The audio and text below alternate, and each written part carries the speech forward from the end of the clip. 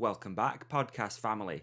For the very first time, this podcast is brought to you by Unite Components. Unite manufacture super sexy aftermarket bike components that include chain rings, chain guides, Santa Cruz linkage bolts, and much more. And what's best is they're all manufactured right here in the sunny UK. To find out more, head over to unitecomponents.com, UNITE, components.com, or just head to your local bike shop and ask to take a look at Unite Components. Hashtag Ride Unite.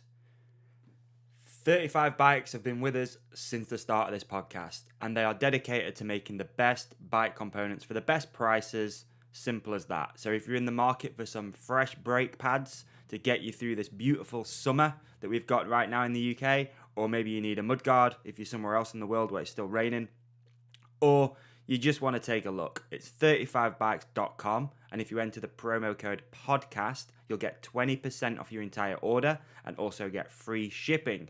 That's 35bikes.com, promo code podcast. Once again, we're also supported by Saxx Underwear. Saxx make the best underwear on planet Earth. It's now a proven fact. And having just come back from Fort William, working on the Saxx stand, it's insane to see that this partnership that we've got with Saxx is actually really starting to filter down to you guys. Obviously, Saxx support the podcast, and in turn, we help by supporting your nutsack and stopping them sticking to the inside of your leg. I mean, what other podcast in the world offers you comfort as well as something cool to listen to? There's not many. Saxx patented ballpark pouch is a life changer. You know, if you wake up and you put on a pair of Saxx underwear, you are going to have a good day. It's that simple. It's going to be a great day. No matter what happens, it's going to be a good day. So for more information, head over to saxxunderwear.com, or you can ask for them in your local bike shop or your local outdoor shop too. saxxunderwear.com, life-changing underwear. Okay, let's get on with this podcast. Hand over to Ollie Wilkins. Hi, I'm Ollie Wilkins, and this is the hktpodcast. Hold tight, freshers. Okay.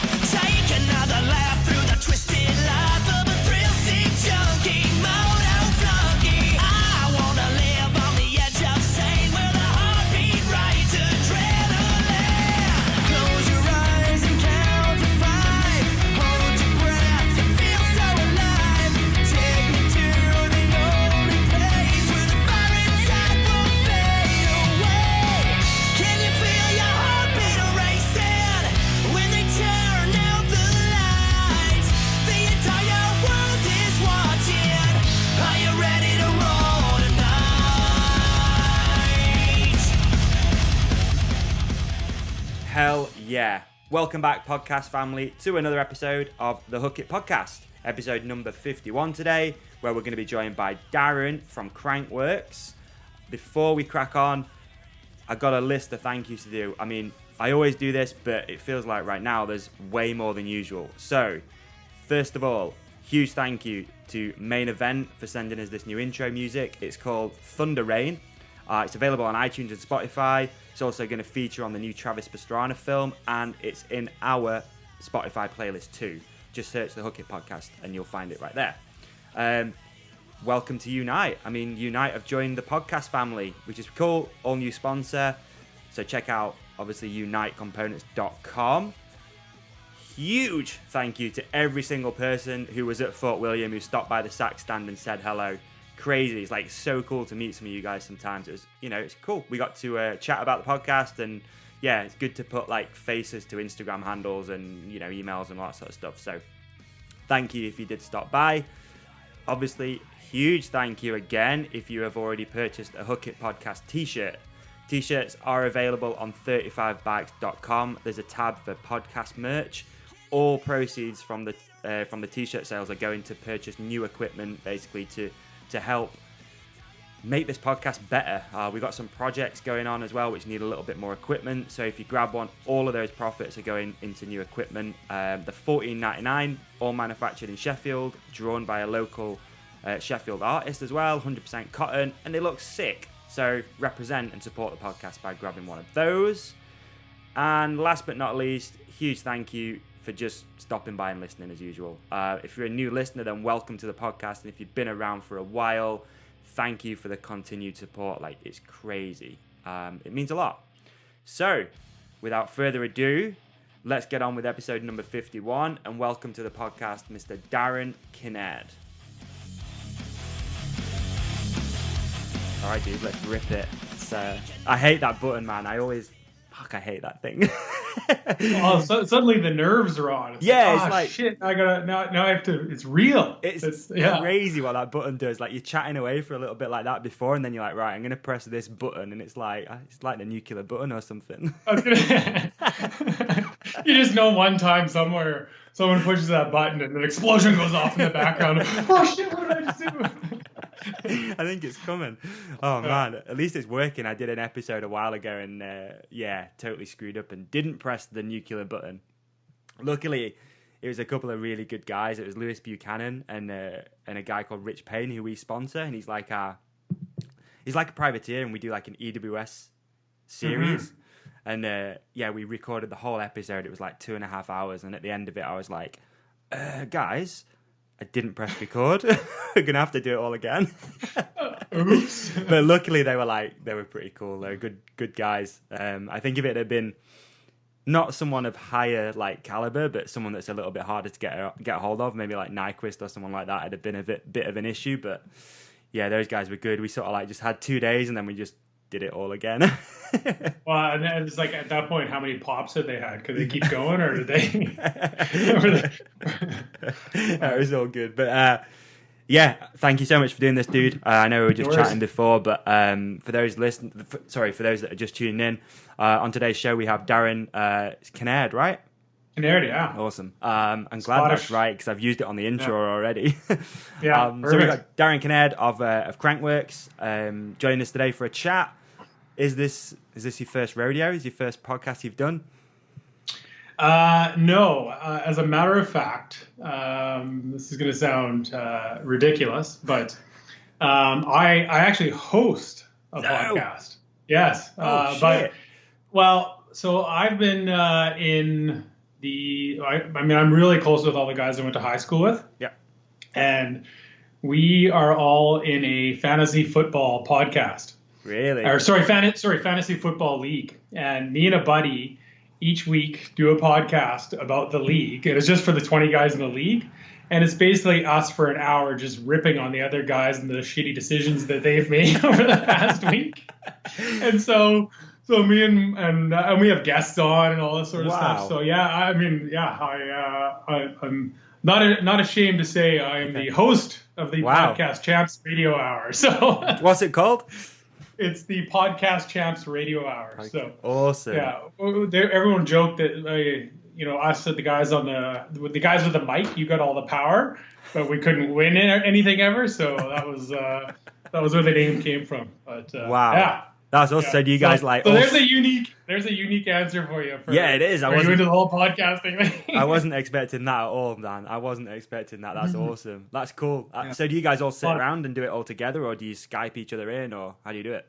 Yeah, well, we do it over Google Hangouts, but because he's like I live in Squamish, but I work in Whistler, and he lives in Edmonton, and so every Wednesday night, grab a couple of beers, and we just riff-raff for an hour, and most of it you probably couldn't put on public radio, just because it's NC-17 R-rated content, but it's pretty crazy. So I'm super interested now. So has it got like a listener base? Have you got a listener base? Do people like interact with it and all that sort of stuff?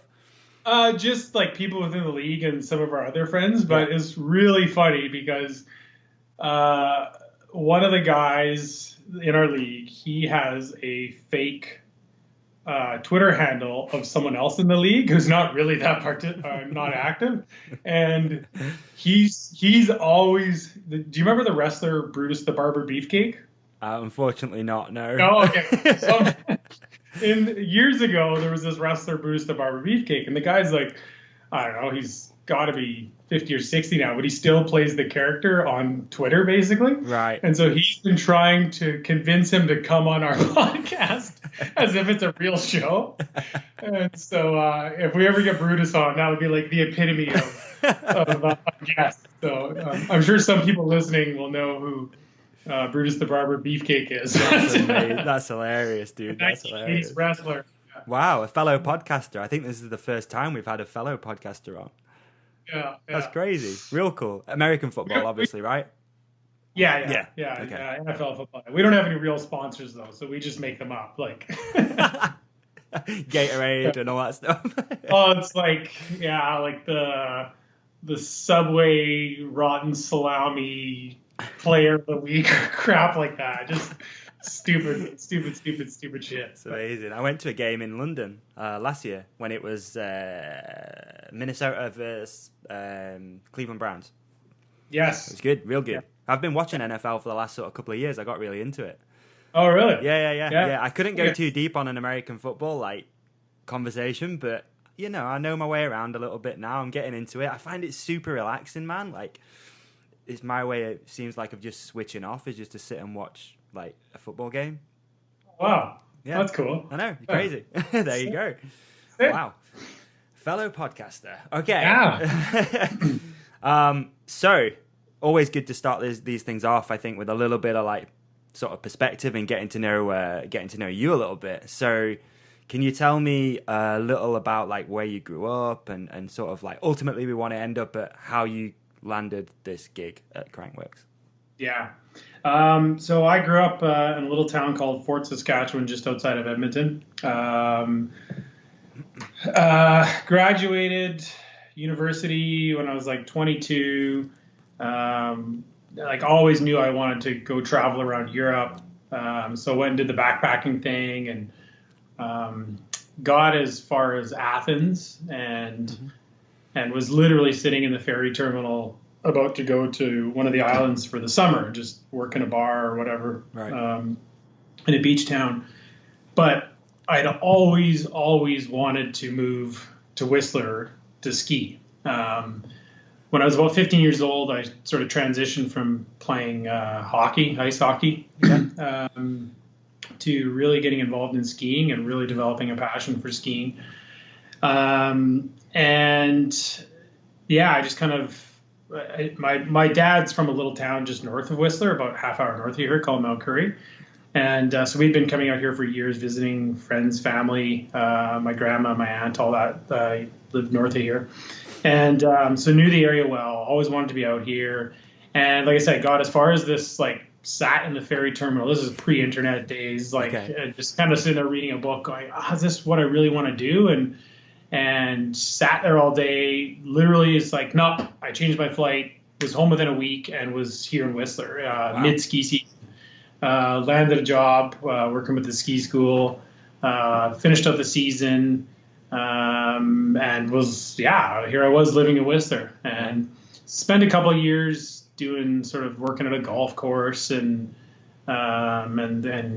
teaching skiing over the winters. Eventually got involved in a program called Extremely Canadian and sort of teaching extreme skiing camps and then it was 2001, 2002, I spent my summers in Spain and Puerto Banús, working in bars and nightclubs there. That was super fun. Some of the best, I don't know if you've ever been there, but no. Some of the best times of my life. Really? No doubt. It's pretty loose down there.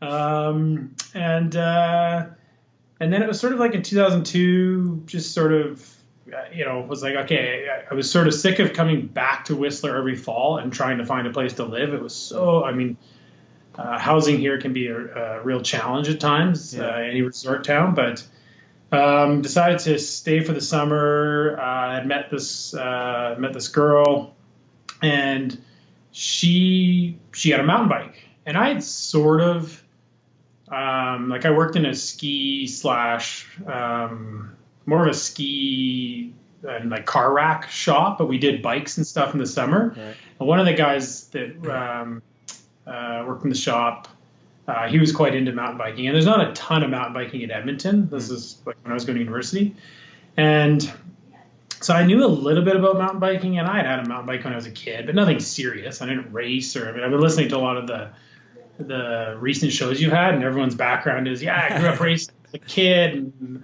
Norba this, and all, it's like, no, I had a hockey stick and a pair of skis, right? So, but my girlfriend at the time, she had a specialized enduro, and I just kind of borrowed it a couple of times. And then one day she's like, we should go in the bike park. And so me and a buddy went up in the bike park with her and go down Beeline, and the two of us were like 7-year-old kids. And I mean, that's how I describe the first time riding in the Whistler Mountain Bike Park, is like, it's like you're 7 years old all over again. Yeah. And instantly it was like, oh my God, this is the shit. I love this. This is super fun. Barely know what I'm doing, but figure it out. And so I think that summer I bought a Kona Stinky, and I rode it for everything. Right. Whether it was the local shooting cross country races in the park, it was like, this is my one bike and it's doing everything. And eventually sort of got, because of the stuff I was starting to do in the winter, was connected with like the Whistler Blackcomb PR department and the sales department. And so there was a lot of like groups coming in the winter, and there was groups starting to come in the summer. And I was starting to guide and coach programs with the Whistler Mountain Bike Park. Sort of started to take on a formal role of organizing these groups that were coming to Whistler. And so that sort of gave me a bit of just a bit of an inroads into the sort of the business side of what was happening with the bike park at the time. I mean, Crankworx was forming in 2003, sorry. And 2005, I volunteered for Crankworx. Right. But I just sort of started to do this stuff, and was starting to get involved in events in the winter time. We run this thing called the Fire and Ice Show, or I used to every Sunday night, where guys are jumping through a ring of fire, and did a little bit of stuff with the World Ski and Snowboard Festival back in the mid 2000s, and just sort of one thing through all of these opportunities, just one thing led to another. Volunteering for Crankworx in 2005. In 2007, someone said to me, hey, I was our general manager of Crankworx at the time, Jeremy Roche, said, hey, do you want to be involved in looking after some of the sponsors for the festival this year? And I was like, yeah, sure, that'd be amazing. So I think I worked with Monster Energy back in the day, and a few different brands, just to make sure that their activation on site worked out really well. And just sort of as as I got more involved, there would be opportunities where I could see that Jeremy or someone else on the team needed some help with something, or take something off their plate, and eventually took over doing all of the exhibitors and sponsors that we see in Crankworx Whistler, and was also doing Crankworx Colorado at the time. Okay. And 2010, after the event here, Jeremy decided to pursue other things, and they said, hey, do you want to take over Crankworx? And it was like, yes, before they could even get the do you want out of their mouth, right? So that's sort of how I've gotten to this chair today. Got you. Okay, that's cool. So you said like you were taking a break and you went traveling and stuff when you were a little bit younger. Like, what did you do at university that sort of led you to needing a break? And were you just sort of like trying to figure out what you wanted to do with your life almost? Yeah, no, I studied marketing at the University of Alberta. Okay. And just sort of knew when I was done, I wanted to take some time and see the world. And I'd originally thought about going to, I packed all my ski gear and went to St. Anton. And I got there so early in the season that nothing was open. Right. that there wasn't even anyone to talk to about trying to find a job, let alone finding a job. So I was there for, I don't know, like a week, and then went, my buddy was going to university in Leeds. Right. So I went back to Leeds and ended up working there for a couple months before I then toured around Europe, Okay. doing the backpacking thing. So Cool. yeah, Leeds is just up the road from us, like maybe an hour away. Yeah. Yeah, it was a fun town. Yeah, It's different, that's for sure. Yeah, no, yep. Yeah. That's cool. Really good story though, man, how you've ended up here. So what is your actual job description right now? So I'm the general manager of a company that is called Crankworx Events Inc. Mm-hmm. And we produce the Crankworx World Tour. We've been putting on the event here in Whistler since, like I said, 2003. I've been involved since 2007. And yeah, it's never in a million years would I've dreamed that this is what I was going to do with my life. But it's been just an amazing opportunity, amazingly rewarding, at times amazingly stressful, and challenging. But I wouldn't want to be doing anything else. So obviously, I'm going to guess that Crankworx started off as a really small team. Has it scaled up quite a lot since when you started? Like, is there a ton more people, or is it still relatively small? Yeah, when I took over, I was the only full-time year-round employee. All right. And oh my gosh, that was busy. Because it was right about the time that we were we sort of wrapped the relationship with Crankworx Colorado, and the opportunity with Les Deux Alpes came up, right. And so trying to spend the off season, with one eye on Crankworx Whistler, but also one eye trying to get things going over in Europe.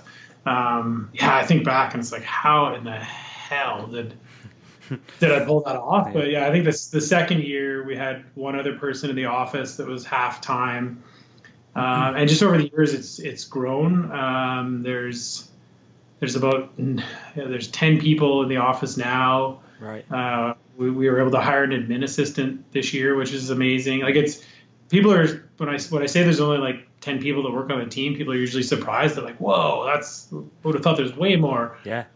We have a number of contractors and different other sort of third parties that work on the festival with us year round, and some contractors that work with us year round, but just part time. So, okay. Yeah. So I'm going to guess as well that this is kind of hard to answer, but what's like a day-to-day sort of role for you? Are you overseeing everybody else obviously as well, and then are you on the road a lot? Are you traveling? Like what's your deal day-to-day? It kind of depends on the time of year. But day-to-day I'm usually like my wife works as a lecturer at the University of British Columbia, so in the winter time, like 8 months of the year, I'm sort of dad and Crankworx GM. So okay. I'm dropping my son off at school and then coming up here, spending the day, and then pick him up at night. But it's it's a lot of meetings, a lot of Skype calls. I kind of sort of my pathway through to where I am today sort of came through sponsorship and just working with partners and creating partnerships, and I still really love that part of the business. Yeah. And so I still remain kind of involved in that. I love coming up with new ideas for whether it's events or things we do with Crankworx or ways partners can activate around Crankworx. I love that side of the business. So I'm going to guess with having like a marketing background too, that you're going to be interested in that side of things, right? Yeah, I mean, it's I'm really fascinated by how business works at times. Me too, mate. It's crazy.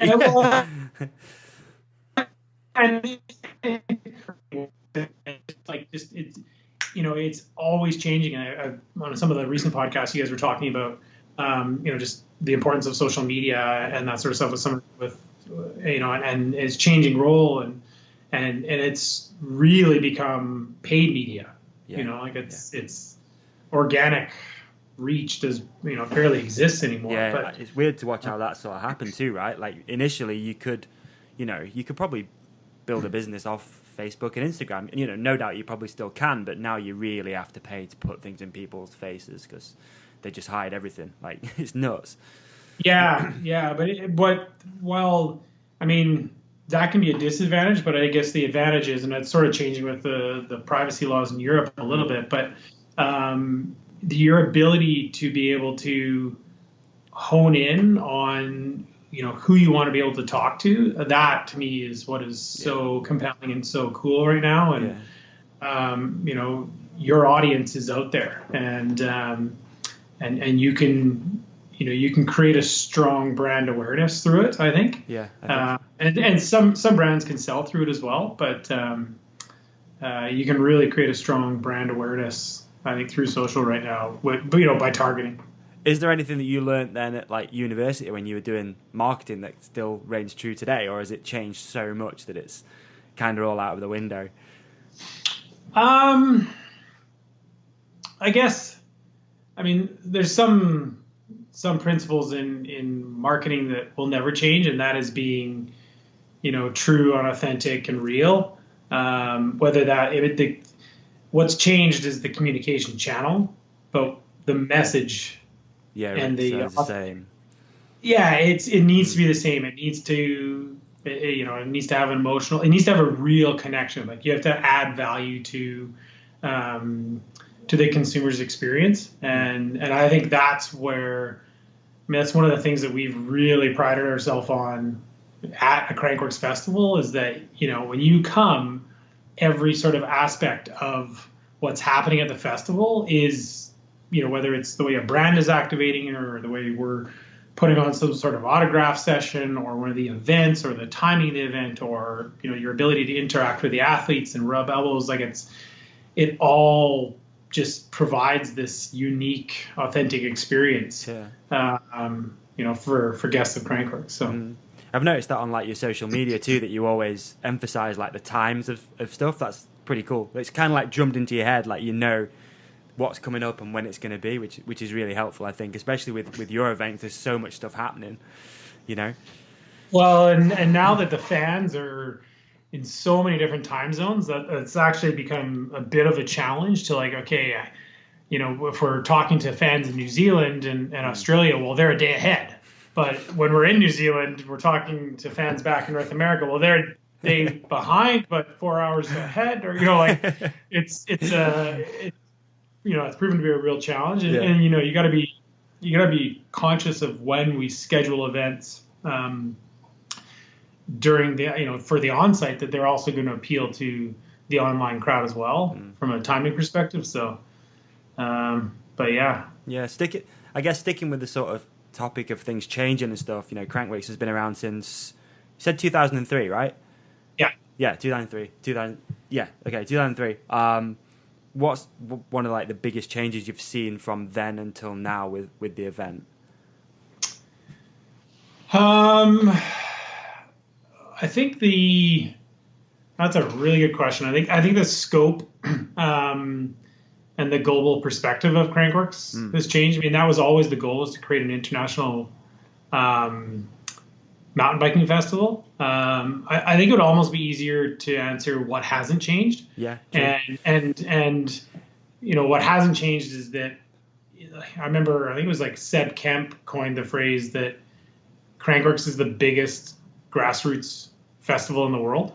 So trying to have that, I know it's trying to have that feel when you're at the festival, but just the scope and scale of everything has just gone like in every single aspect, whether it's the size of jumps, the speed on a course, the broadcast distribution. Just everything has just been totally injected with horse steroids and that's an NFL reference there. Yeah. So, it's everything matters so much more to every different stakeholder group that's involved in Crankworx. So, which, is awesome and is a privilege that people care this much about what we're doing. Yeah. Right. Yeah. So yeah, for sure. For sure. I wanted to ask you as well, I mean, this is slightly a different topic, but can you explain, because I really don't understand this, the roadmap for athletes to get to Crankworx? Because obviously I had Nyquist on here too, and he was saying how he went through the qualification process of FMB, gold, then diamond. Is that right? And then that leads you on to Crankworx. So there's so there's a bit of a this is totally fine. So now it's far simpler now than it was. Right. But I would be remiss if I didn't tell this story. So and this will give a bit of an insight into my brain in general. I'm a huge sports fan. I love all sport, and I love the history and tradition behind sport. And the Masters golf tournament, if you ever go look up how do you earn a spot in the Masters golf tournament, it is the most convoluted, wacky, wearing a pink shirt on the fourth Tuesday in June, and you shoot under 72, you're invited, right? Like it's totally crazy. But I looked at those and was like, hey, could we use these as the how you get an invite to the Crankworx Whistler Slopestyle years ago? And there was about 6 or 7 of the things that apply. And so it was more like how, and really it's based on how you've done in the past to earn an invite. And so we implemented things like if you ever won the Slopestyle event here in Whistler, Red Bull Joyride now, that you have a lifetime exemption to drop in at any Crankworx Slopestyle event. So, like if Greg Watts called me tomorrow and said, "Hey, Darren, I want a starting spot in Innsbruck." Yeah, great, you've earned that right. You won the biggest event in the world, like you've earned that right. So, and it's sort of changed a lot this year, and so one of the things that was sort of happening was we were running the Crankworx Slopestyle series, and the FMBA also had the Diamond series, and we were a part of the Diamond series, but we wanted to have our own story to tell. It was important for us to build the Crankworx brand, and a lot of the athletes honestly have been saying to us for years, like it'd be cool if Crankworx had its own thing. So we had sort of developed that over the last couple of years, and sort of this slopestyle world champion was crowned, and because the Crankworx events are very slopestyle obviously oriented. Our slopestyle events are very slopestyle oriented, whereas a lot of the other FMB events were dirt jump, or there used to be Rampage used to be involved, and so it encompassed more. But what we wanted to focus on was slopestyle. And this year, I've been on the advisory board or on the board for the FMBA for, 6-7 years. But about 18 months ago, the guys said, hey, could you take one of the 3 board of director roles? And I said, yeah, I'd love to. That makes sense. And they, this past fall, Tarek and Alex came to me and said, hey, why don't we combine this to be one series? Crankworx, the slopestyle events are becoming if not already are, the leading events in the series. And so we sort of formed this, after a few months of Skype calls and conversations and stuff, we formed the Crankworx FMBA Slopestyle World Championship. And there's 14 riders invited to each one of the 4 Crankworx slopestyle events. Right. The top 6, so the top 6 from the previous year are automatically invited for the entire season. So since there was no SWC Slopestyle World Championship last year, we just went off the Diamond Series standings. So the top six guys from last year, they're guaranteed at every stop. Then it's the next 6 in the 52-week ranking. So there's the 52-week rolling ranking, kind of like in tennis, of the athletes on the FMBA ranking. So the next 6 on that list 6 weeks prior to an event, or 4 weeks, I can't remember, they receive an invite to event. Okay. And then we always want to have that, wild card factor that you can go to another event and just earn the golden ticket. And so there's 2 of those available sometime prior to the Crankworx event. So for Innsbruck, it was the Swash Rocket Air, and then for Crankworx Leger, it was Feast Montpellier. So okay, right, got you. Hopefully that clarifies. Yeah, that's a lot better. I understand it a little better now. yeah. But it was a little bit of a minefield before. I was trying to figure it out, and I just gave up. Yeah. So Fair enough. Let's just say then. So I grab a new slopestyle bike, and I want to try and get into Crankworx. I have to go through the relevant channels, which is firstly go either FIS, Montpellier, or any of those events. Try and get the golden ticket, or I compete at FMB, all of the FMB events. Is the qualifying to get into those too? I'm going to guess it's not just a case of everyone turn up and see who does the best. No. So with a bronze level FMB event, anyone can show up whether you have a license or not, and compete. Silver, don't quote me on this, but I'm pretty sure you have to have a license. You definitely need to have a license to earn points. And with a silver event, they have to invite the top. I think it's 36 or 48. But usually it's, the top 12, 20 wouldn't go to a silver event. You'll get the odd guy that goes. Yeah.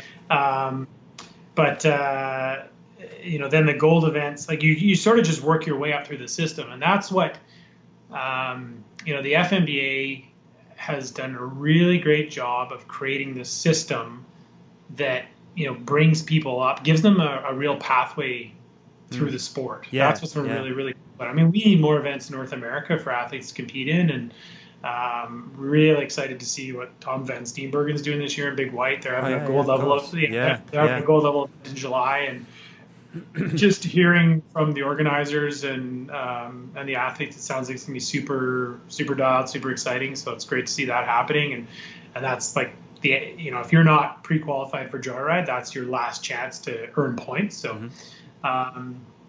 But yeah, that's what the FMB's been really, really great for, is building that pathway through the sport. So, and that's exactly how Nyquist did it. Right. Yeah, that's crazy though, isn't it? How he has to go through that. That's cool though. You don't want, obviously his name's, it's a big name, but it's not just an automatic entry, right? Like you have to go through, at the end of the day, at that event at Crankworx, you want to have the best of the best. So. It's exactly, and that was always my point. Like I remember people asking me, "I'll try Nyquist. Why wouldn't you let him have a spot?" It's like, well, what if he flops? Yeah. Like this isn't like, and I don't.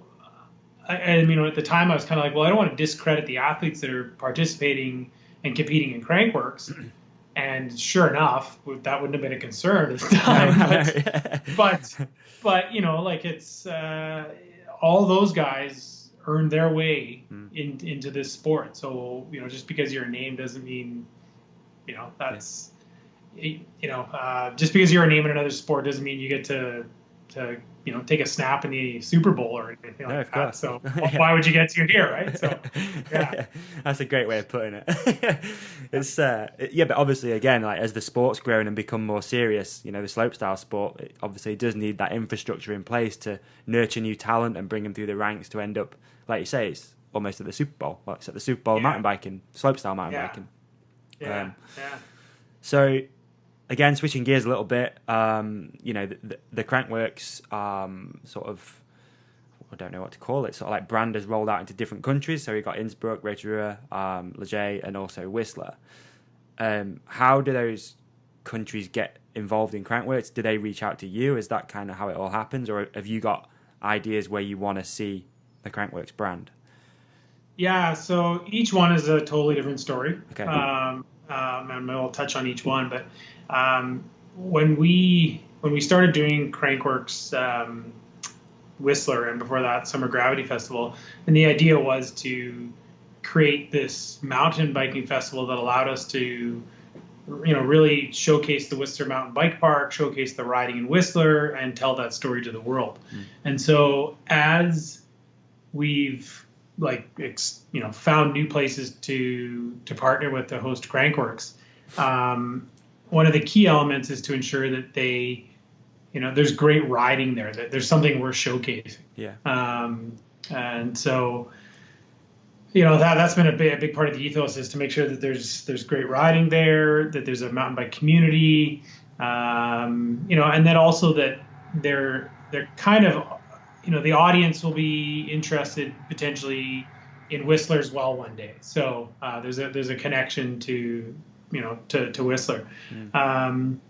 Each one has been like, the story of how we've gotten to the three other locations right now is kind of strange. Like, we had been talking to different resorts in Australia for probably 3-4 years, and we had been talking to I think it was Threadbow, and the parent company for Threadbow also owns Ridges Hotels in Australia and New Zealand, and somehow they were at some like company retreat or something and got talking. And the general manager of the Ridges Hotel in Rotorua was like, "Oh wow, Crankworx could come to Australia and New Zealand." And I'm like at a conference in Vancouver one afternoon, and my phone rings, and it's like, "Hi, I'm James from this hotel in Rotorua, New Zealand." And I'm like, "Where the hell's Rotorua, right?" Like, and she's like, "I hear you guys are interested. Would you ever consider coming to New Zealand?" And I think, a couple weeks later, someone else called me. That a gentleman by the name of Tuck Mutu called me. He's now like heavily involved in the organization of the event. Mm-hmm. He's like, "Yeah, we're serious about this. Can you come down?" And it was spring, and I didn't have, I had no time in the calendar to make this happen. I was like, "Yeah, if I'm going to do this, I need to come Wednesday." He's like, "Sure, all right, book the ticket." And so I flew to New Zealand for the weekend. Nice. So trying to, which is the worst idea ever. It's a 14-hour flight, and you're trying to get in the country. You've just flown 14 hours, and they're like, "You're here for the weekend." Sure you are. Right? Yeah. Straight up drugs mule right here. Yeah, exactly. Right? And I'm like, no. I'm visiting some buddies that I used to work with in Whistler, and we're going biking in Rotorua. And they're like, after about 45 minutes, they finally just said, "Sure," or whatever, go for it. And I had 48 hours in Rotorua, and just like, wow, you could tell the passion for the sport was just out of this world. Right. So that was the story of Rotorua. Leger, the group from Leger just happened to be in Whistler a few years ago, and they literally emailed info@whistlerblackcomb.com and was like, "Hey, we'd like to meet with some people about the bike park." and so myself and my boss at the time, we ended up in this meeting with them and we talked about the bike park for like 10 minutes and then spent the rest of the hour talking about Crankworx. And by the end of the meeting, they're like, "Yes, we'd like to host Crankworx." So 2 weeks later, on my way to meetings for EWS meetings for Finale, we stopped in Leger, checked it out. Couple months later, it's like, boom, this is happening. Wow. The Innsbruck story is funny because myself and our brand director, Jimmy McIntosh, went on basically a road trip through northern Italy and Austria to check out different resorts. And that was a fun road trip. But we ended up in Innsbruck at one point, and they were super, super keen. And one thing led to another. And a couple of years later, we kicked off the 4th stop of the world tour. Awesome. Cool. Yeah. So once those countries and resorts have got Crankworx, it's happening, is there like a protocol that you expect them to go through to ensure that it stays sort of on brand, or are they allowed to like add their own flair and whatnot to it? Yeah, no, we've created all sorts of brand guideline documents and procedure documents, and we were really, really fortunate a couple of years ago to hire this girl, Nicole Freeman, who had worked for the Olympics, right, for like 3 or 4 different Olympics, where she was in the knowledge transfer department of the Olympics. So she was bringing the next games people to the games so they could observe, learn, and then take away that knowledge. Yeah. And so, she now lives in Whistler and was looking to work in sport, and found a role for her. And she's revamped how we sort of share knowledge with the other locations and, a lot of best practices. And one of the things, like when we did Crankworx Colorado years ago, it was, here's the name, knock yourself out. And the feedback from media and sponsors and athletes was, yeah, it's Crankworx, but it doesn't really feel like Crankworx. Right. And so we had the opportunity to go to Europe. We sort of said, no, we need to be more involved and work alongside the local organizing committee. And so that first year we went to Les Deux Alpes, we had 6 people from our core team plus a number of our third-party contractors come with us, and it just changed the vibe. Like, it felt like Crankworx people on site, and in particular to the athletes, and so that was super important, and we knew that we were onto something there. So as it's grown, we sort of have more and more people that will travel to the events to work alongside the local group, right? So that when someone tunes in to watch Crankworx or someone attends a festival, they're like, oh yeah, this is distinctly, I'm at Crankworx. Yeah. I think, this question was always going to come up, and I'm going to scrap out a load of listener questions by asking this right now, but has there been any talk of a UK Crankworx? Yeah, I've actually done a site visit at Bike Park Wales years ago. Okay. It was probably 2013. And unfortunately it pissed rain the whole time, but yeah, no, we've looked at it, and there's been a couple of people reach out over the years, and that's sort of primarily how these things happen. They just sort of happen organically, is people reach out. We share, sort of what it takes to put on a Crankworx festival, what's entailed, all that sort of stuff. And there's never been any super, super serious inquiry from the UK, but obviously it would be craziness. I think if it ever happened in the UK, it'd be pretty mental. Each country in the world, I find, in particular the European countries, they, the resort villages, like, they have huge tourism associations that are pooling money together to make these things happen. Yeah. And I think there's no coincidence why you see the World Cup in all these different European resort towns. Yeah. All because these tourism associations have the money to be able to put on these things. And it's not cheap, but different parts of the world have different perceptions on the use of that. It's at the end of the day, it's government funding to make these things happen, and the payoffs can be huge from tourism and economic impact. But everywhere in the world has a different way of looking at it. Yeah, for sure. No, like, obviously, speaking for most people in the UK, we want a Crankworx, but let's see. Let's hope something pops up, eh? Something will happen.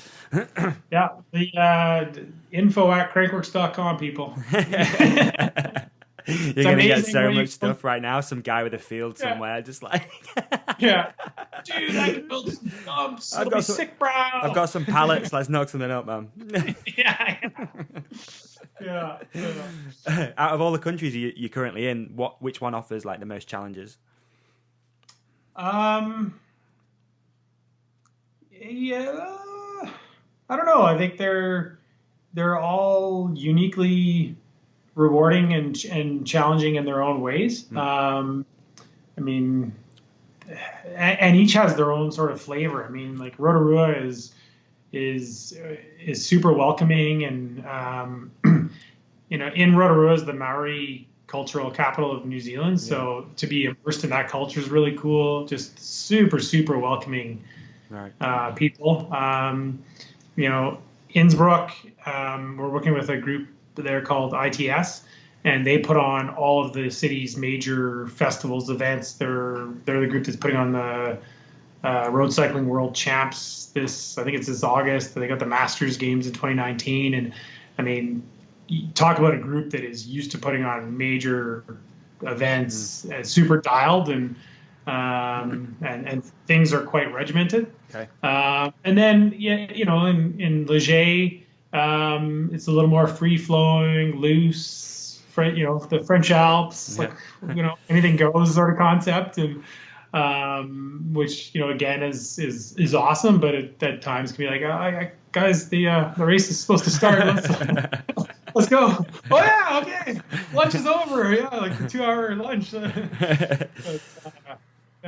Cool. Both are all three are awesome and rewarding, and it's really exciting. Yeah, you made some changes to like the scheduling and stuff recently too, right? With putting Slopestyle on a Sunday now. What's the yeah.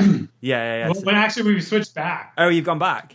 Yeah. So so by random weather, it was like 3 years ago. We ended up having to do Slopestyle on Sunday. Torquata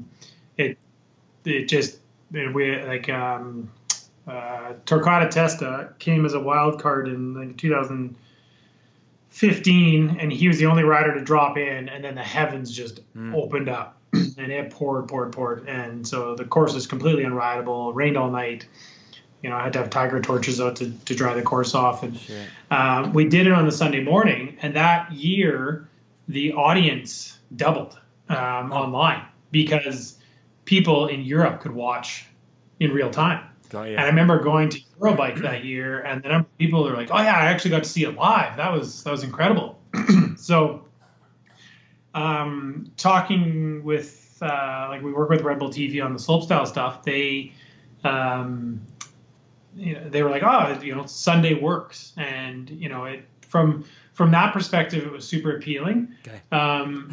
But as we were chatting with some of the group in last year when we were in Innsbruck, and they're like, well, you know what, we're starting to notice that it kind of doesn't matter when the event plays. People will tune in and watch the replay whenever they have time.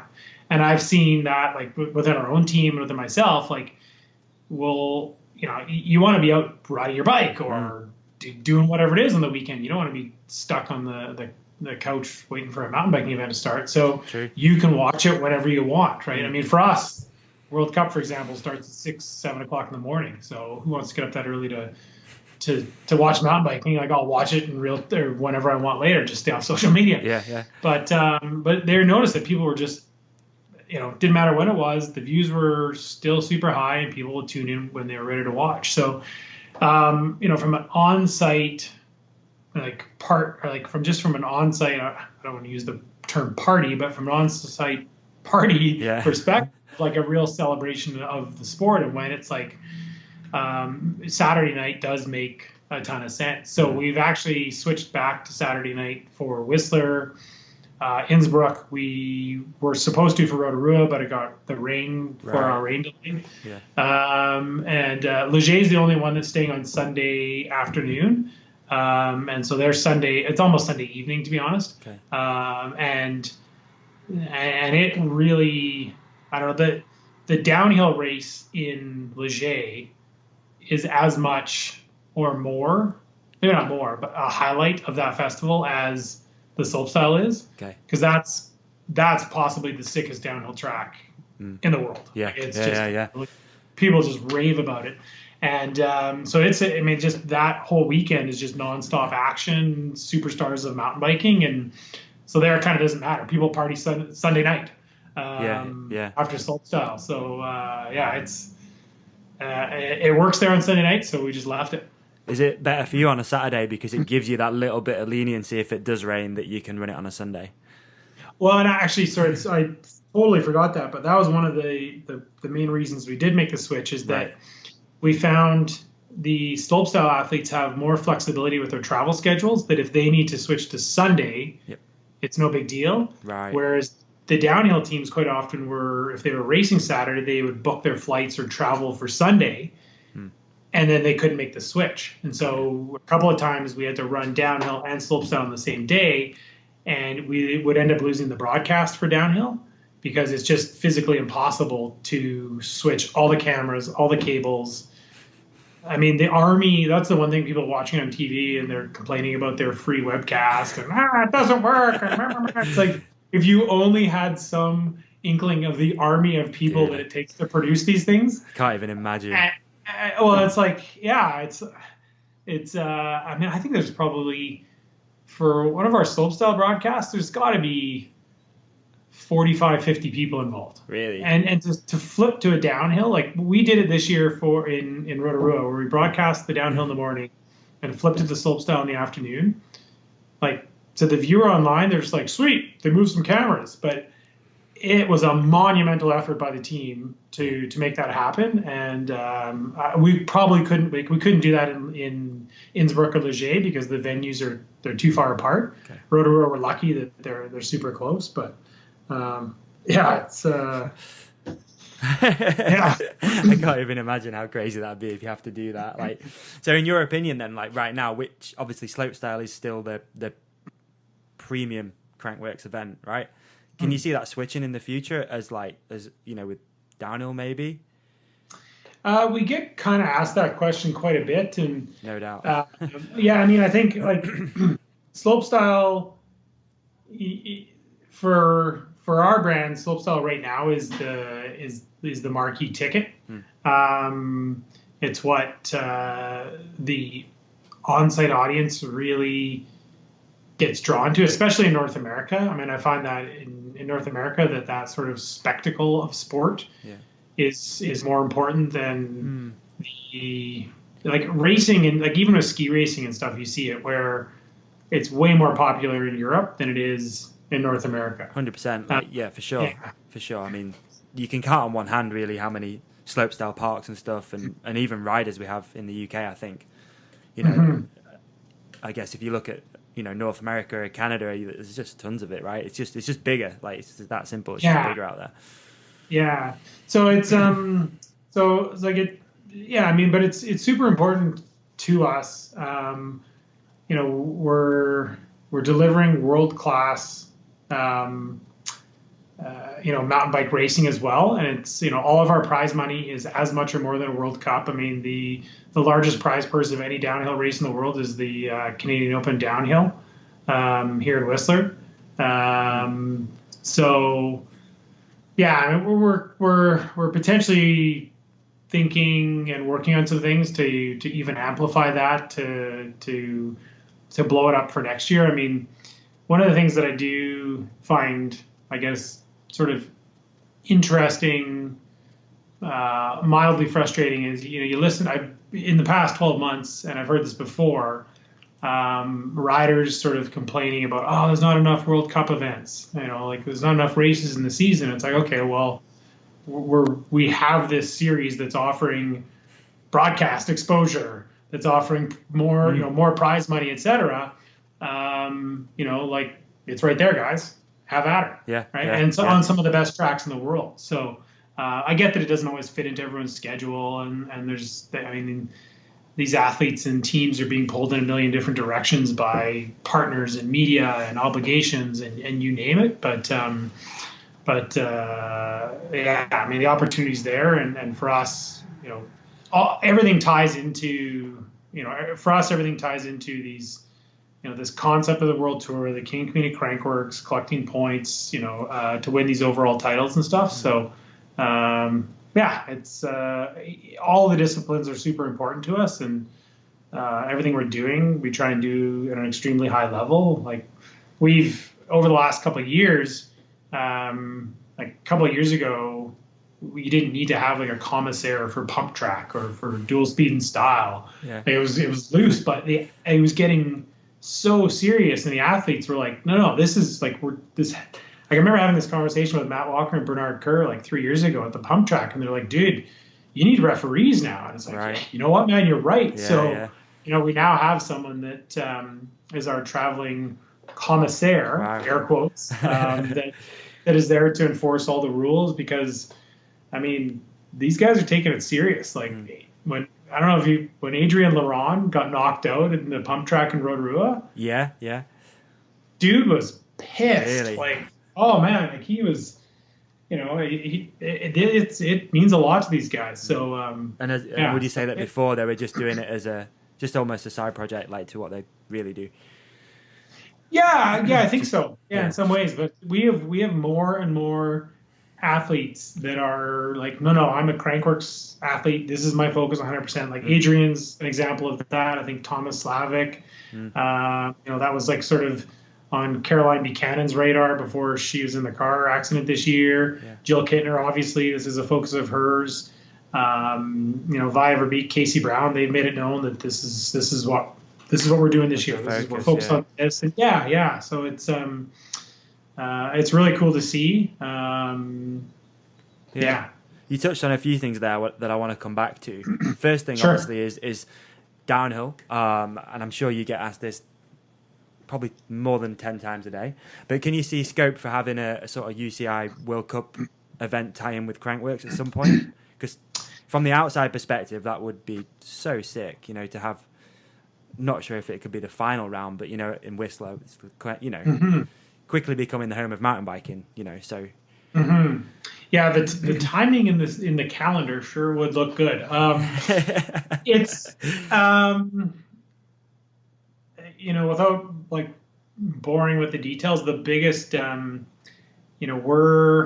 World Cup is big partners with Shimano, and we're really strong partners with SRAM. Okay. And so that right there is it kind of makes it a challenge to start that conversation. Okay. I know in the past there's been parties on all sides willing to sort of sit down and have that conversation, but it's never really come to fruition. And who knows? It's I have a really good relationship with the guys at the UCI, with Simon Birdie, and we have a really good dialogue all the time about calendars and schedule and planning way into the future, and trying to have schedules complement one another, which is we appreciate a lot. But yeah, it would be really awesome. It would be really cool, I think, to bring those sort of two brands together, because I think it would really amplify. Yeah, it would. Like, really amplify both. Yeah, it would. Sure. And I mean, a World Cup in Whistler would be like call the fire department, because it'd just be mental, right? Like, yeah, it would.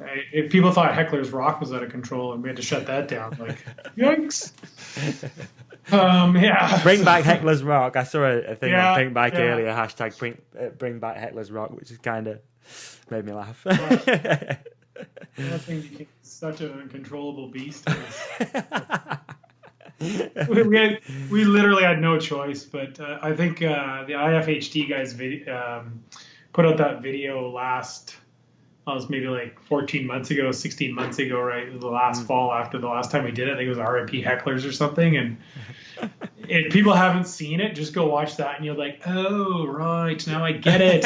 Now I know why it's shut down. So, is it a YouTube video or anything? Or yeah, okay. It's on the IFHT channel. And okay, it'll be in the show description. I'll throw it in there so people can find it easily. Cool. Yeah, they go behind the scenes. So okay. Yeah. I'll find that and I'll add it in the show description for people to watch. That's pretty funny. Obviously, just before, you also touched on prize money, which is something that Crankworx is really fair with. I mean, you have equal prize money now for men and women, which is remarkable. I mean, not remarkable in the sense that you shouldn't do it. I mean, it's really cool. Wow. Like, dude, what are you thinking? I'm going to get some hate for that. When I said about editing things out like that. That may get cut. Oh, man, that's funny. All right, so obviously you made the decision to do equal prize money. I did read the story actually on Pinkbike about why you chose to do it, but for people who haven't maybe read the article and want to hear it from you, how did that decision come around? Yeah, so it's a funny one. Probably about 3-4 years ago, just one afternoon sitting here in the office, somehow on someone's Facebook feed, there was this Always commercial that was being shared on social media, and was kind of going viral. And I like, do they have the brand Always in the UK or in Europe? I don't know. What do they make? Is it women's? It's feminine hygiene products. Yeah, yes, nice way of putting it, man. Thank you so much. Yeah. I was stumbling at that. Yeah, so it's like, Darren, what the hell does this have to do with mountain bikes? But this is what we do in the office.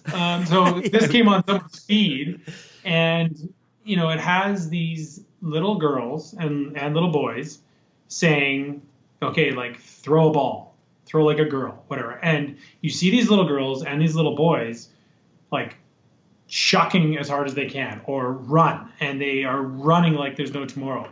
And then they ask an older demographic, so like late teens, early 20s, guys and girls, okay, run like a girl or throw like a girl. And they do like sort of what you would imagine in your head of like the or you're like limp wrist throwing. And it's like, why does that happen? Yeah. Right? Yeah. Why does that, why is there that perception in our society? Because when I watch, I think it was the fall of 2016. I can't remember, but we had just seen, I can't remember if it was before or after Annika Bierton had won. I think it must have been before. But you had seen these women competing at Crankworx that they were riding like a girl, right? They were kicking some ass, right? They're really, really riding really well, and you could learn a lot from these women.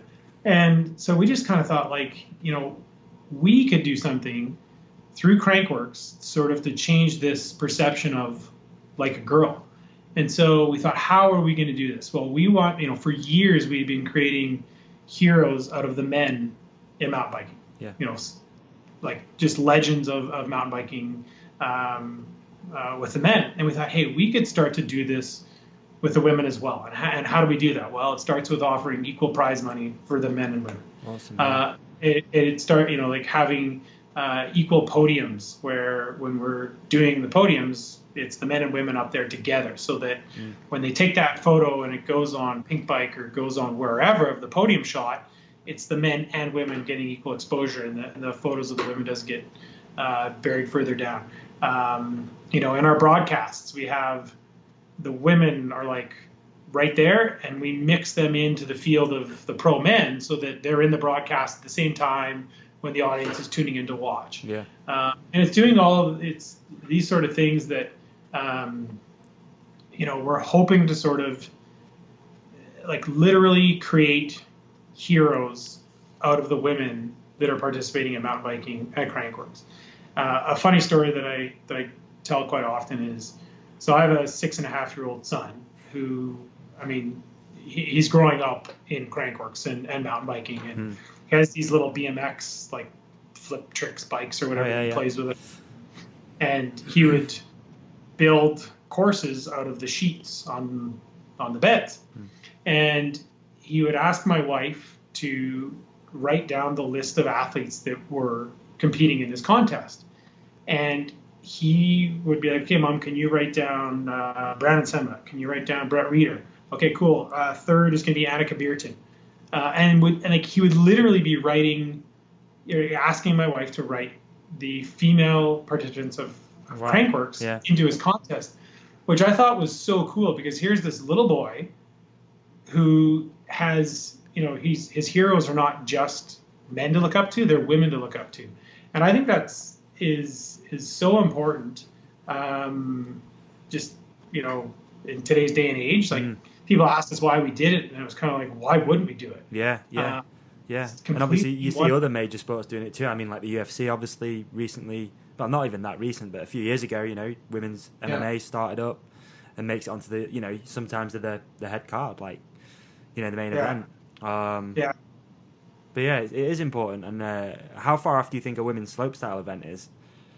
Well, it's funny because we last year we did this, like Red Bull Canada approached us about some of their key objectives in last year, and we just, one of the things was just having a bit of a more appeal to women, and we said, I began going to the hallways of our office here and just start chatting with the team, and someone pointed out the fact that there is no pathway for women in the sport of slopestyle, and that was kind of ironic.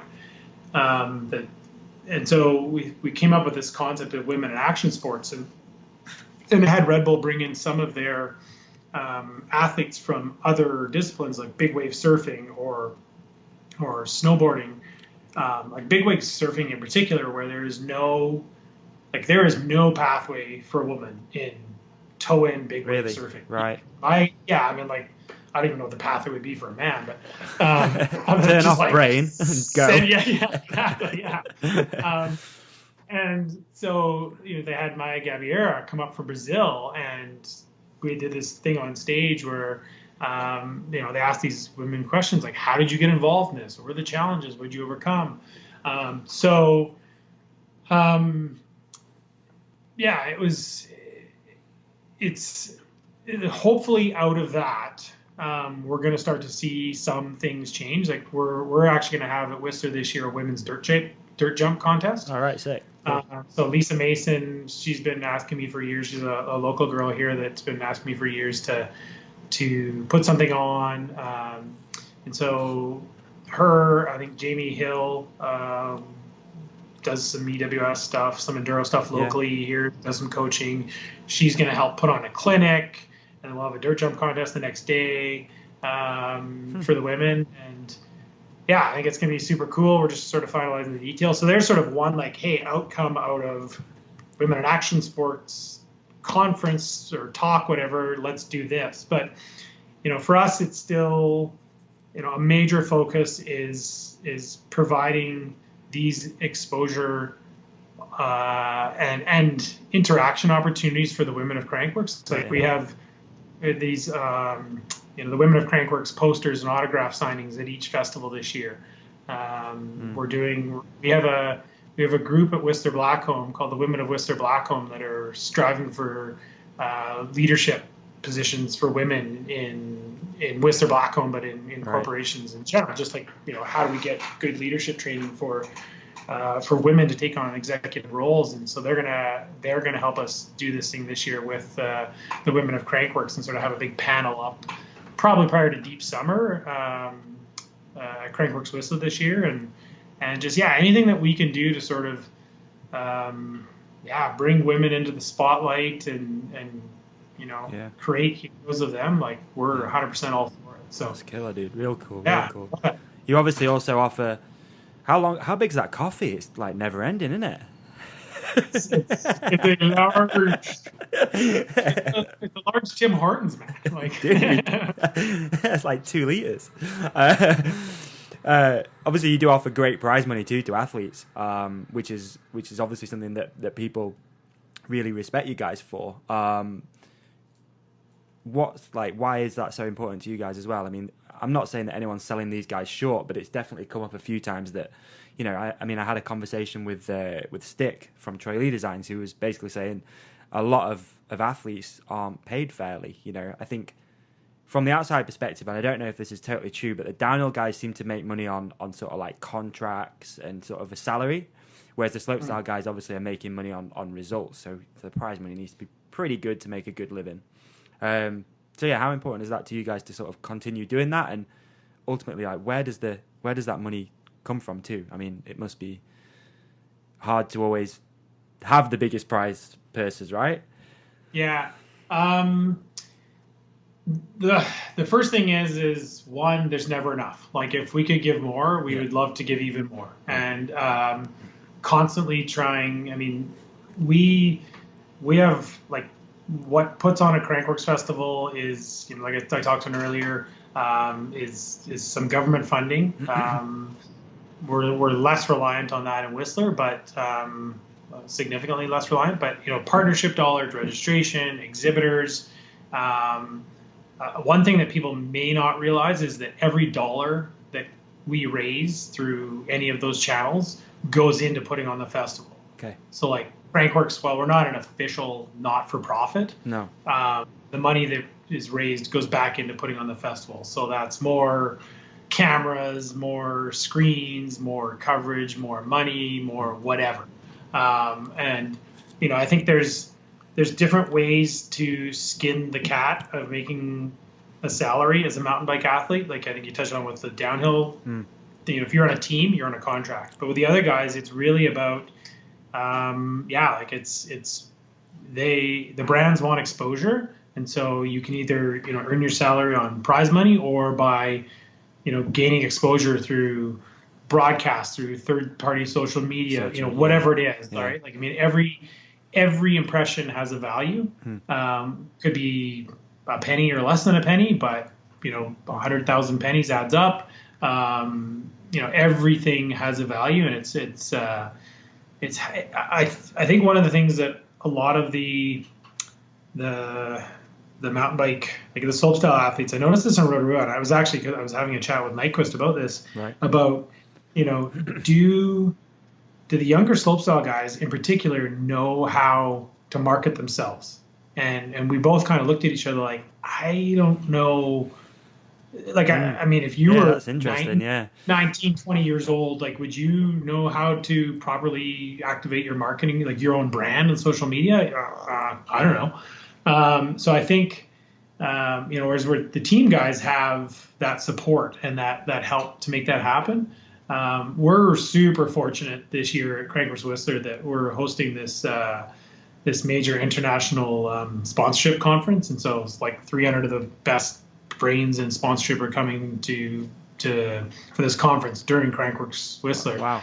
But we're having one of the key like drivers behind the conference presenters.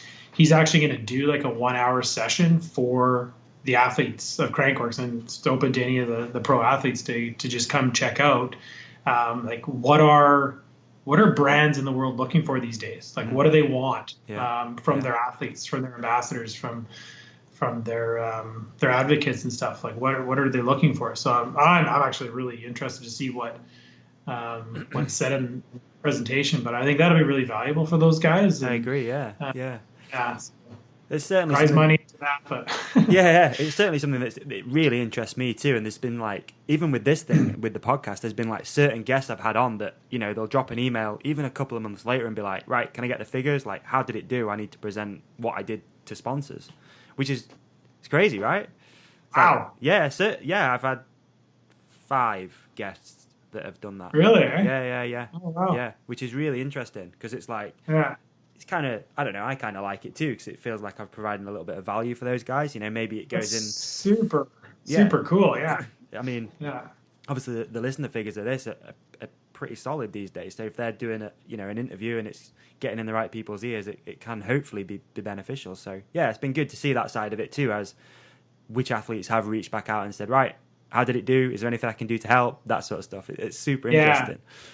No, I think I like, not to blow sunshine up your ass, but I think what you guys are doing is awesome. Like any of these sort of things that have, that are talking about our sport of mountain biking and like it's a weekly or bi-weekly, whatever it is, sort of forum. I think it's just awesome, right? I mean, it's to different. Be able to have but to have these conversations and for people to, we're talking about mountain biking and that's awesome. So yeah, for sure. Yeah. For sure. Before we do like a couple of last questions, I don't want to keep you much longer, dude. I was going to ask you something and I just totally forgot what it was. I had a really interesting conversation with Geordie Lunn about slopestyle and direction slopestyle was going in. And one thing he mentioned, I don't know if you listened, right, but was about having a course with multiple lines. What do you think to that? Because I initially was like, that's such a cool idea, kind of like snowboard is. So you've got just different options. Yeah, so way back when Red Bull came on to become the title partner of the Slopestyle in Whistler, that was the initial intention, was to have multiple lines. Right. And as the course started to, and actually the first couple of years did have 2 lines and was meant to have a third, but as they were building this thing, the cost just became crazy, right? Because you were effectively building, like, to build a really good slopestyle course these days is north of certainly north of 100,000 euros, maybe more. Wow. Yeah. So imagine having to spend that 3 times over. Yeah. To build a three option course or whatever. So it just became really cost prohibitive. There's other ways you can skin that, but I think, what ended up happening for the most part is most of the athletes were choosing one line anyways. Okay. And it became a little bit more, judging friendly, I think, when everyone was, using the same palette, if you will, to paint their picture. Got you. Yeah. Fair point. And that's with Rampage, for example, that's the that's what makes it so hard to judge. And Oh yeah, you know, I'm guessing people, the whole operation is just like it triples, doubles, whatever it is. exactly, yeah, and then it's how do you set up the camera placements and where do you because when you know where the athletes are going to go, it's easy to cover it. But if you have no clue where they're going to go, well, you have nowhere to put the cameras and the screens, and it makes everyone's life easier if there is one line. But yeah. Okay, interesting. Last question I have for you before we do a couple of listener questions. Open-ended sort of question. What's the long-term goal for Crankworx and sort of the strategy behind it? Yeah, so good question. We want to continue to get more people involved in mountain biking. That's really what was one, market the Whistler Mountain Bike Park, but two, get more people involved in mountain biking. And the further that Crankworx can grow, a big part of, other than women in mountain biking, a big part of Crankworx has been Kids Works. And what started out as like 50 kids riding on one trail in the woods on one afternoon in Whistler has exploded into multiple days at every stop around the world. And this is bringing in new families, new kids, new participants to Crankworx. So that's super exciting. And that's cool. That's a direct result of that goal of getting more people involved in mountain biking. We'd like to do more Crankworx festivals. To have them, right now there's a huge gap between March and June, and there's a window in July potentially as well. So so that's the idea, is you're trying to scope out a little more and add some more venues. Yeah, when it makes sense, we'd like to continue to grow the brand and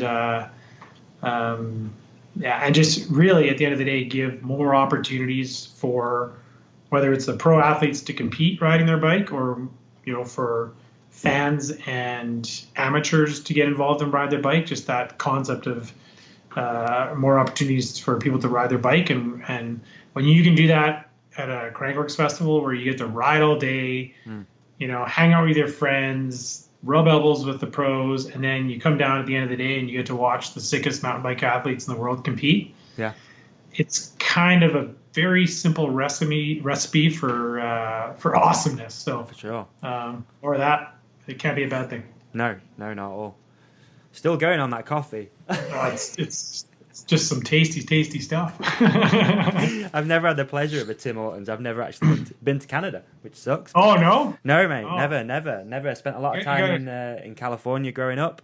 All of my friends went to Whistler, literally every single person from here, but I couldn't get a visa, so I didn't get in. So I need to readdress that, I think, and get over there pretty soon.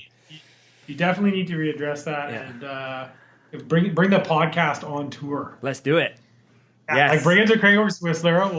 We'll turn it into an event somehow, and that'd be rad. And that'd be super sick. That would be cool. Live from the GLC, the hktpodcast. Right? Oh yeah. Awesome. Man. Yeah, it would be cool. Let's do it. You're gonna have all sorts of guests. Oh man, I know. There's a bunch of people over there as well that I've had on that obviously I'd like to meet in person too, like Brett and stuff. And that would be pretty rad. All right, let's not think too much about that because I'm gonna get all crazy. Awesome. Let's do a couple of listener questions, dude. The first one we had come in was on Facebook, which was a guy called Philip Wood. It's quite a long one, so sorry about this. So he said, no doubt about it, this event has made Whistler the summer destination, and Whistler Bike Park also put in a lot to market and grow the resort. From an outside perspective, the crowd's vibe and coverage are significantly lower in the new venues, not enticing me to visit. How can you bring more hype to the newer events to boost profile, or is it down to the resorts to build their better infrastructure?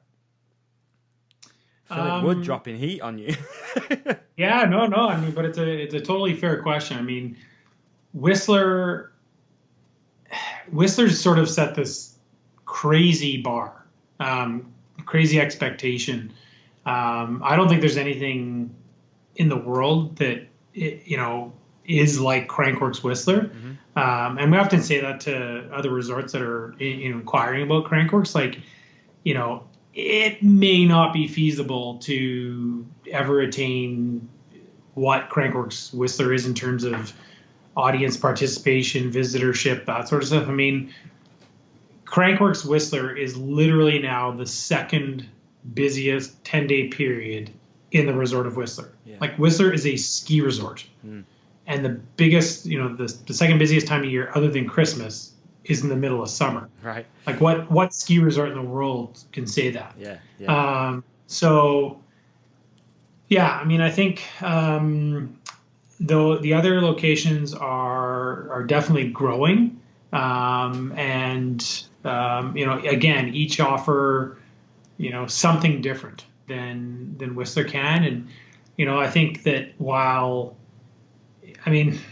honestly, if your goal is to get more immersed and more, be able to, maybe your goal is to meet the athletes or be better positioned to watch an event or whatever, you're more likely to be able to do that at one of the other locations than you would at Whistler anyways. Right. Okay. So, maybe that's taking a negative into a positive, but, I think, each venue offers such a unique opportunity, and, when we were in Leger last year on the Saturday night, it was pretty loose party time. Like, it was, I mean, there was like these dudes from Italy, they're on a stag. Like, it was, yeah, I mean, like, you would have thought you were in Whistler on a Saturday night. It was full on. So, fair comment, but also, maybe not as, it'll never be Whistler, but I mean, that's not realistic, I think, anyways. But yeah, it was. Is there a huge difference too in like attendance numbers? Yeah, I mean, Whistler's going to be like streets ahead. Yeah. With the other three, is it pretty similar? Yeah, I think Rotorua and Leger are quite similar. Over the 50,000-ish mark. And Innsbruck in its first year was sort of about 60% of that. Okay. But we'll see if it grows this year. I think it will.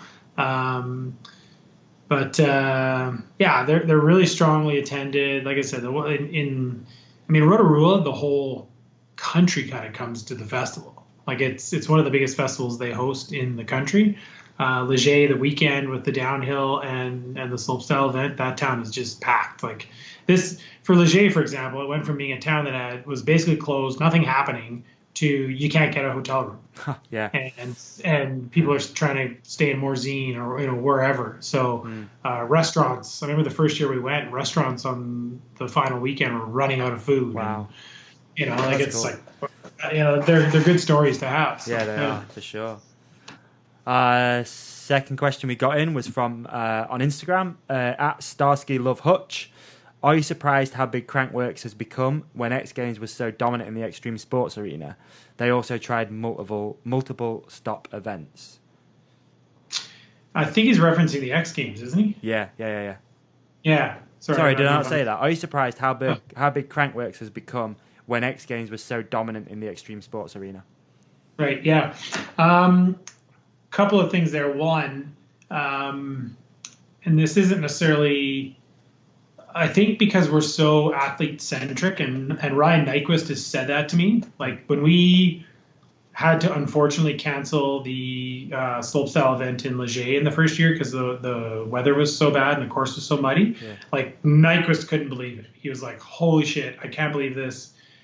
Like, anywhere else in the world, they'd be like, no, you're riding anyways. Get on with it, right? Yeah, exactly, right? So I think that is a big reason why. And I think the other thing is that one of the, and I have no scientific evidence to back this up, but I think one of the challenges that the X Games faced when it went global is that the stops of the tour weren't necessarily linked, so that there was no overall picture or story being told. So, I remember going to the X Games in Munich, the only time there was ever mountain biking in it, slopestyle. And like 2 weeks later, they were in Barcelona, I think. And, you were winning a gold medal again. And I think because of that, they sort of devalued what it meant to win an X Games gold medal. Right. And so we kind of, you kind of watch that and you're like, we got to be careful. We don't make that. And I don't know if they acknowledge it as a mistake or what, but it was something that we picked up on. We're like, no, if we're going to do this, there's got to be, a linked story that's connected from festival to festival.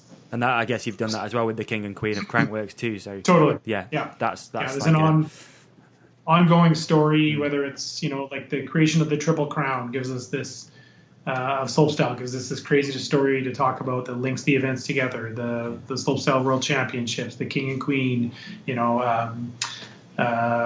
been crowning, like with pump track, we've been crowning a pump track world champion since 2015. So like there is pump track world championships, people. And so, yeah, I mean, we've been doing this with all of our disciplines, that having them linked and having an overall sort of winner world champ each year. Yeah, awesome. All right, we'll do one more, if that's okay. In fact, two more. Yeah, so I'm going to throw one at you too. Sure. This one came in, and I'm not going to throw this guy under the bus, but it made me laugh. At Adam.Wilson on Instagram, and he wanted to know, what does it feel like just before you drop in, and when do you start drinking after the event? So obviously, he must have got you confused with a rider, which is cool. So I'm going to switch it. I'm going to switch it up a little bit. So I'm going to re-ask the question. So, all right. So what do you think about as you get into the event? Like what causes you the most stress and anxiety? What's the worst thing that's happened during the event? And how quickly do you start drinking after the event? Okay, so the first question is, what causes the most anxiety? Yeah. Probably the weather. That is what, like being, the weather definitely causes the most anxiety. And we've had the simplest is it rains, or thunderstorms or lightning. Like lightning, suddenly you have to have everyone off anything that's near metal. So you got to clear everything. We've had, a couple years ago, there was a solar flare storm that was going to interfere with the satellites. Wow. During Slopestyle. I was like, well, shit, how are we going to avoid this, right? So there's a stress. The smoke in Whistler last year, was it going to be safe to run the EWS? And thank goodness the smoke cleared on like Friday afternoon at noon, just all of a sudden gone. Just like perfect timing, like we planned it, right? It's crazy. So that's probably the biggest stress. There's other sorts of. It's funny because I always in the last week before a festival starts, I'm always thinking like, oh man, if the festival can just start, people will stop emailing, because then it's too late. There's nothing else. Like people are always at the last minute. Oh, I got an idea. Oh, can we do this? Can we do that? It's like, start event. So then people will stop emailing. So that can be kind of stressful. But yeah. And then what was the second part of that question? It's the worst thing that's happened during an event. The worst thing that's happened during an event. Not really. There's nothing that jumps out. I think the cancellation of the Slopestyle in Leger was a really tough decision to have to make, and a tough thing to have to do. But the athletes were so the athletes were so good about wanting to provide real communication. A lot of times you would think they're just gonna be flip about it and why do we ride, but they were really good about providing really insightful two-way communication, which is awesome. Brett Reeder in particular is really, really thoughtful, really good at this. So yeah, it's that was a tough situation, but because the athletes were so willing to put on the best trick contest and still put on a great show for the fans on site, that kind of took this thing that was going to be a super negative and made it a positive, I guess. So yeah, there's not one thing that sort of off the top of my head jumps out. We've had some really weird, random shit happen over the years, but nothing that I would say. Nothing that still gives you nightmares. No. Good. No, yeah. Good. Yeah. And how quickly do you hit the beers after the event?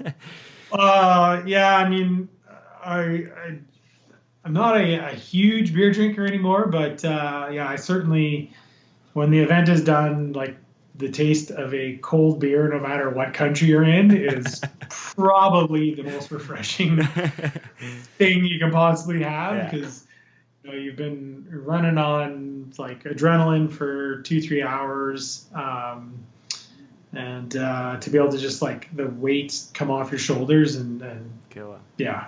A beer tastes pretty damn good. It does. All right, final question from me, totally off topic. Caps or Golden Knights? Told you it was off topic. Yeah, no, I think, well, at this point, I think it's the Caps, but like you and I touched on this, I can't touch on this before we started, but we're doing a major renovation in our house, so I had to actually cancel the cable. Oh, no. Like 4 weeks ago, and so I haven't been able to watch anything. I've just been able to see a little bit of it online, and it looks like the Caps are running away with it. So I've only been able to watch the highlights too, because we don't have the channel here in the, like, we do have it in the UK, but I don't pay for it, obviously, because I'm from Yorkshire and I'm tight as hell.